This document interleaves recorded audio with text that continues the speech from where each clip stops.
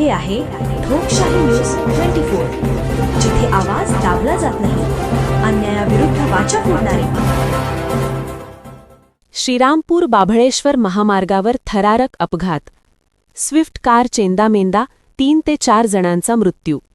श्रीरामपूर बाभळेश्वर महामार्गावर खंडाळा परिसरात आज दिनांक 25 फेब्रुवारी रोजी दुपारच्या सुमारास एक भीषण अपघात घडला आहे.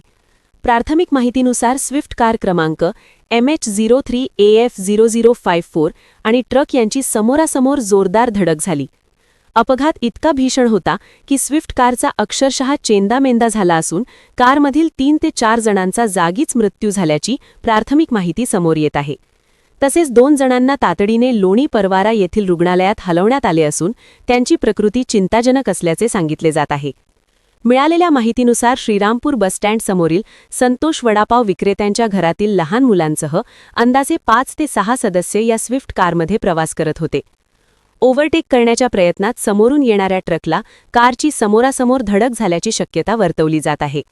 घटनेची माहिती मिळताच पोलीस व स्थानिक नागरिकांनी घटनास्थळी धाव घेत मदतकार्य सुरू केले. अपघातामुळे परिसरात मोठी खळबळ उडाली असून पुढील तपास पोलिसांकडून सुरू आहे. ठोकशाही न्यूज 24 साठी शेख शफीक मनियार.